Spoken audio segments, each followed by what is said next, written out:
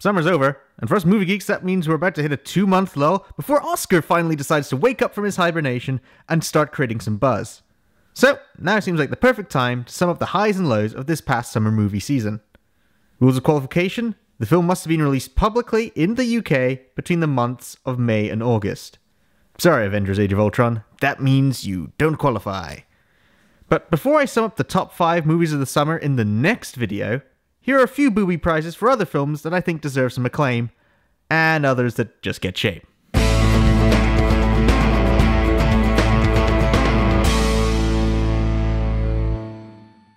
Yep, I know, I'm in the minority here, but I think Tomorrowland is a far better film than most people give it credit for.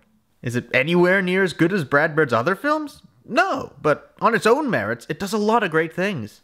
Most importantly, it's a rare film that looks to the future with an optimistic view and revels in its possibilities, rather than settle for the same old cautionary tales about what might be because we let apathy control our lives. Heck, it practically calls out everybody who does that. Yes, the pacing is a little erratic, the climax is brief, and the over-reliance on mystery box-style storytelling creates for some holes in logic. But Tomorrowland makes up for those shortcomings with strong and original characters, an imaginative and colourfully designed world, and an uplifting message about our planet that doesn't forget about the real problems. If you skipped out on this one before because of negative reviews, try it for yourself and maybe you'll see it as the flawed masterpiece that I do.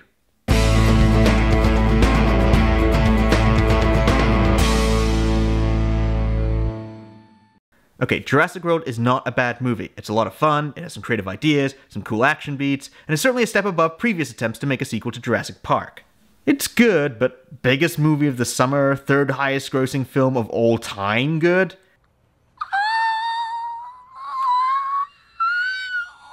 No, I'm not going to rag on things like the questionable science or the practicality of running from dinosaurs in high heels.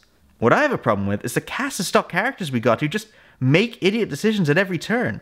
What do they decide is the best way to attract new customers? Crossbreed a T-Rex and a raptor! What does the owner of the park do when the creature escapes? Go chase after it in a helicopter himself, of course!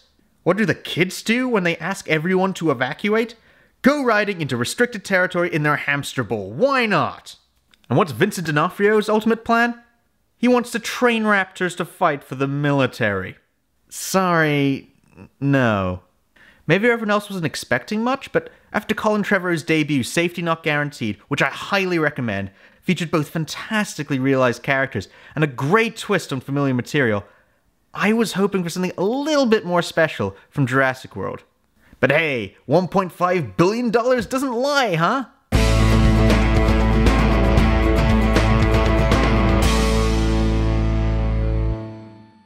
Okay, both these movies were big surprises. I couldn't pick. I just have to tell you about both of them.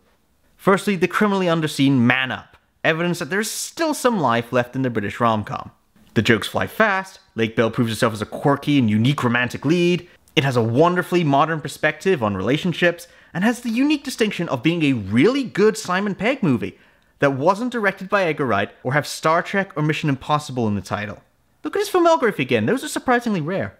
Then there's the chilling psychological thriller The Gift, a film woefully undersold by its marketing, but proven to be a really effective tale of how the shallow actions of our youth can have drastic consequences on both us and the people we're connected to. Joel Edgerton's by no means going to become the next Clint Eastwood overnight, but I certainly see him having great success with films of this ilk in the future.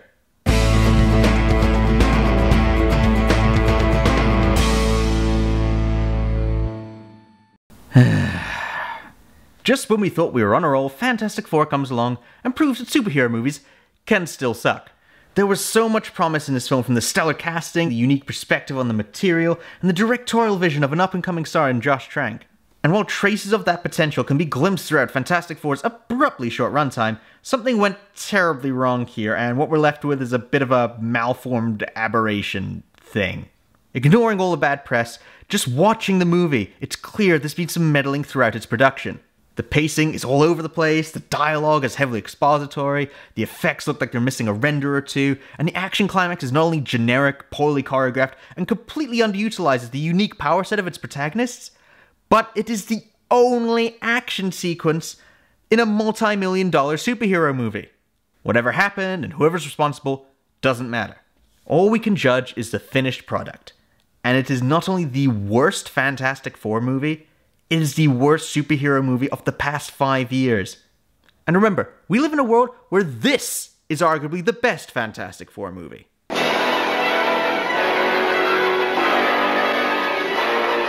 It's problem time.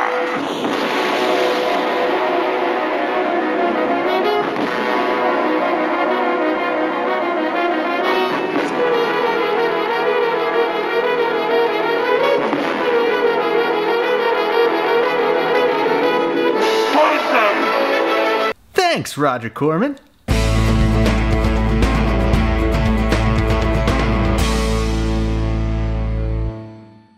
The internet and I have ranted enough about Pixels, but fuck it, it deserves one more kick up the backside.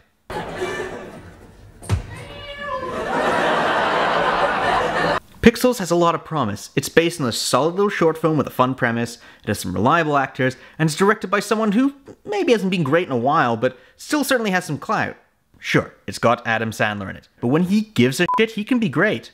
But nope, Pixels is just as bad as any of Sandler's other movies, but gains extra negative points for dragging in not only good actors into the clusterfuck, but also involves classic video game characters who deserve far better treatment than this. The plot is nonsensical and makes up the rules as it goes, the characters are annoying and inconsistent, the film has no idea what the target audience is, and has such a backwards and disgusting view of gender politics that it could be used as some sort of demented Bizarro Bechdel test. Hey, does your movie feature one of your heroes being literally rewarded with a woman as a trophy for saving the world? Here, have $100 million. Seriously, fuck this movie.